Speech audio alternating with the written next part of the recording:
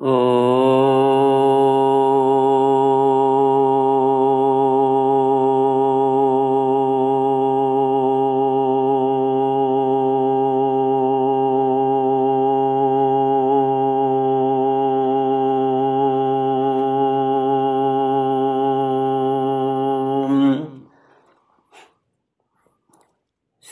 गुरु चरण कमलेभ्यो नमः।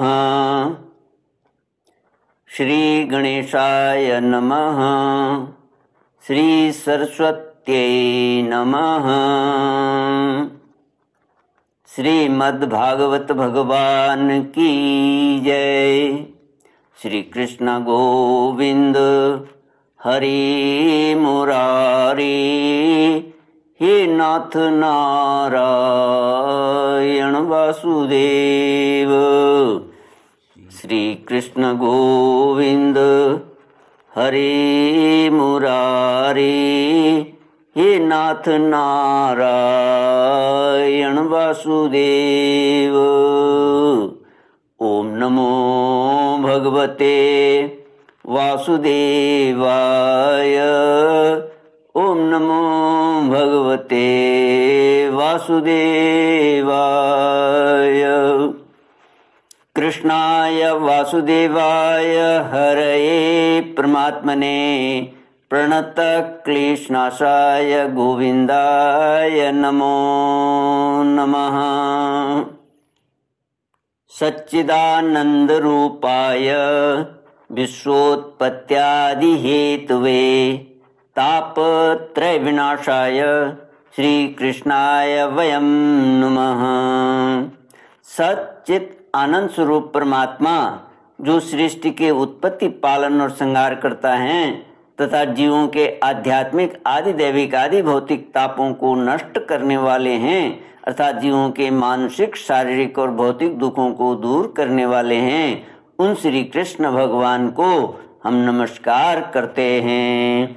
श्री कृष्ण गोविंद हरि मुरारी, हे नाथ नारायण वासुदेव। श्रीमद् भागवत महात्म्य श्लोक अध्याय 4 श्लोक 23 से। श्री सूत उवाच अथ भारत भूमस्थाने श्री भागवत सेवने विधिं शृणुत भो विप्रा, येन स्यात् सुख संततिः। राजसं सात्विकं चापि तामसं निर्गुणं तथा, चतुर्विधं तु विज्ञेयं श्री भागवत सेवनम्। श्रीमद् भागवत महात्म्य अध्याय 4 वक्ता के लक्षण। अभी तक सूत जी ने श्रोता के लक्षण बताए, अब वक्ता के लक्षण बतलाते हैं। जिसका मन सदा भगवान में लगा रहे, जिसे किसी भी वस्तु की अपेक्षा न हो, जो सबका सुहृद और दीनों पर दया करने वाला हो, तथा अनेकों युक्तियों से तत्व का बोध करा देने में चतुर हो, उसी वक्ता का मुनि लोग भी सम्मान करते हैं। सूत जी कहते हैं, विप्रगण, अब मैं भारतवर्ष की भूमि पर श्रीमद् भागवत कथा का सेवन करने के लिए जो आवश्यक विधि है उसे बतलाता हूँ, आप सुनिए। इस विधि के पालन से श्रोता की सुख परंपरा का विस्तार होता है। श्रीमद् भागवत का सेवन 4 प्रकार का है, सात्विक, राजस, तामस और निर्गुण, जिसमें यज्ञ की भांति तैयारी की गई हो, बहुत सी पूजा सामग्रियों के कारण जो अत्यंत शोभा संपन्न दिखाई दे रहा हो और बड़े ही परिश्रम से बहुत उतावली के साथ 7 दिनों में ही जिसकी समाप्ति की जाए, वह प्रसन्नता पूर्वक किया हुआ श्रीमद् भागवत का सेवन राजस है। 1 या 2 महीने में धीरे धीरे कथा के रस का आस्वादन करते हुए बिना परिश्रम के जो श्रवण होता है, वह पूर्ण आनंद को बढ़ाने वाला सात्विक सेवन कहलाता है। तामस सेवन वह है जो कभी भूल से छोड़ दिया जाए और याद आने पर फिर आरंभ कर दिया जाए। इस प्रकार 1 वर्ष तक आलस्य और अश्रद्धा के साथ चलाया जाए। यह तामस सेवन भी न करने की अपेक्षा अच्छा और सुख ही देने वाला है। जब वर्ष, महीना और दिनों के नियम का आग्रह छोड़कर सदा ही प्रेम और भक्ति के साथ श्रवण किया जाए, तब वह सेवन निर्गुण माना गया है। श्री कृष्ण गोविंद हरे मुरारे, हे नाथ नारायण वासुदेव। राजा परीक्षित और सुखदेव जी के संवाद में भी जो भागवत का सेवन हुआ था, वह निर्गुण ही बताया गया है। उसमें जो 7 दिनों की बात आती है, वह राजा की आयु के बचे हुए दिनों की संख्या के अनुसार है, सप्ताह कथा का नियम करने के लिए नहीं। भारतवर्ष के अतिरिक्त अन्य स्थानों में भी त्रिगुण, सात्विक, राजस और तामस अथवा निर्गुण सेवन अपनी रुचि के अनुसार करना चाहिए। तात्पर्य यह कि जिस किसी प्रकार भी हो सके श्रीमद् भागवत का सेवन, उसका श्रवण करना ही चाहिए। जो केवल श्री कृष्ण की लीलाओं के ही श्रवण, कीर्तन एवं रसास्वादन के लिए लालायित रहते और मोक्ष की भी इच्छा नहीं रखते, उनका तो श्रीमद् भागवत ही धन है। तथा जो संसार के दुखों से घबराकर अपनी मुक्ति चाहते हैं, उनके लिए भी यही एक भवरोग की औषधि है।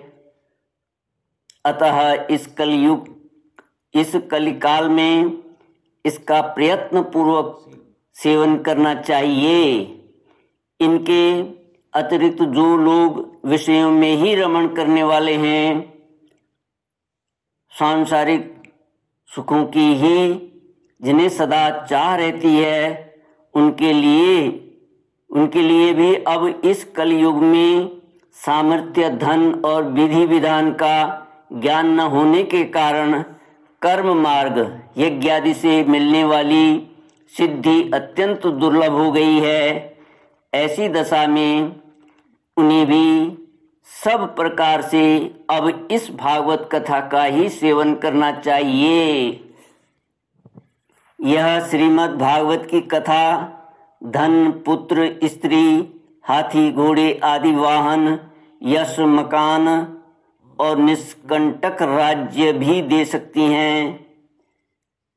सकाम भाव से भागवत का सहारा लेने वाले मनुष्य इस संसार में मनोवांछित उत्तम भोगों को भोगकर अंत में श्रीमद् भागवत के ही संग से श्री हरि के परम धाम को प्राप्त हो जाते हैं। जिनके यहाँ श्रीमद् भागवत की कथा वार्ता होती हो तथा जो लोग उस कथा के श्रवण में लगे रहते हों, उनकी सेवा और सहायता अपने शरीर और धन से करनी चाहिए। उन्हीं के अनुग्रह से सहायता करने वाले पुरुष को भी भागवत सेवन का पुण्य प्राप्त होता है। कामना 2 वस्तुओं की होती है, श्री कृष्ण की और धन की। श्री कृष्ण के सिवा जो कुछ भी चाहा जाए यह सब धन के अंतर्गत है, उनकी धन संज्ञा है। श्री कृष्ण के सिवा जो कुछ भी चाहा जाए वह सब धन के अंतर्गत है, उसकी धन संज्ञा है, धन नाम है। श्रोता और वक्ता भी दो प्रकार के माने गए हैं, एक श्री कृष्ण को चाहने वाले और दूसरे धन को। जैसा वक्ता वैसा ही श्रोता भी हो तो वहाँ कथा में रस मिलता है, अतः सुख की वृद्धि होती है। यदि दोनों विपरीत विचार के हों तो रसाभाव हो जाता है, अतः फल की हानि होती है। किंतु जो श्री कृष्ण को चाहने वाले वक्ता और श्रोता हैं, उन्हें विलंब होने पर भी सिद्धि अवश्य मिलती है। और धनार्थी को तो तभी सिद्धि मिलती है जब उनके अनुष्ठान का विधि विधान पूरा उतर जाए। श्री कृष्ण की चाह रखने वाला सर्वथा गुणहीन हो और उसकी विधि में कुछ कमी रह जाए तो भी यदि उसके हृदय में प्रेम है तो वही उसके लिए सर्वोत्तम विधि है। सकाम पुरुष को कथा की समाप्ति के दिन तक स्वयं सावधानी के साथ सभी विधियों का पालन करना चाहिए। भागवत कथा के श्रोता और वक्ता दोनों के ही पालन करने योग्य विधि यह है। प्रतिदिन प्रातः काल स्नान करके अपना नित्य कर्म पूरा कर ले, फिर भगवान का चरणामृत पीकर पूजा के सामान से श्रीमद् भागवत की पुस्तक और गुरुदेव व्यास का पूजन करें। इसके पश्चात अत्यंत प्रसन्नता पूर्वक श्रीमद् भागवत की कथा स्वयं कहे अथवा सुने, दूध या खीर का मौन भोजन करे, नित्य ब्रह्मचर्य का पालन और भूमि पर शयन करे, क्रोध और लोभ आदि को त्याग दे। प्रतिदिन कथा के अंत में कीर्तन करे और कथा समाप्ति के दिन रात्रि में जागरण करे।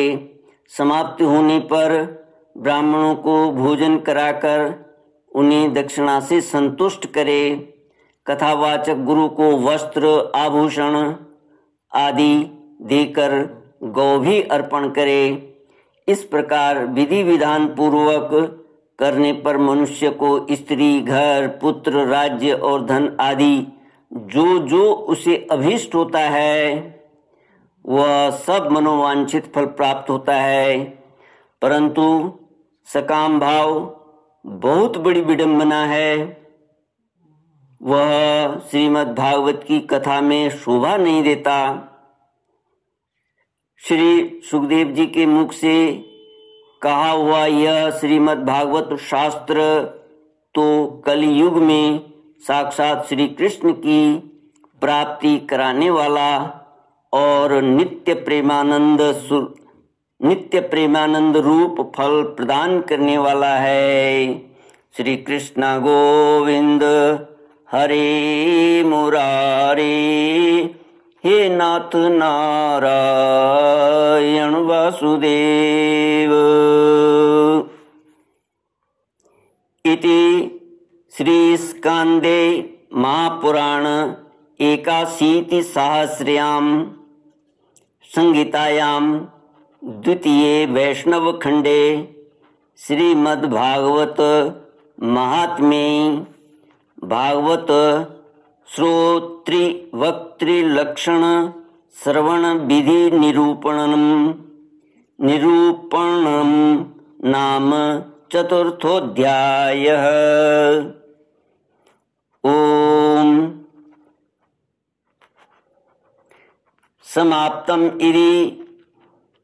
समाप्तमिदं श्रीमद्भागवत महात्म्यम् हरि ओम तत्सत। ओम पूर्णमदः पूर्णमिदं पूर्णात् पूर्णमुदच्यते पूर्णस्य पूर्णमादाय पूर्णमेवावशिष्यते।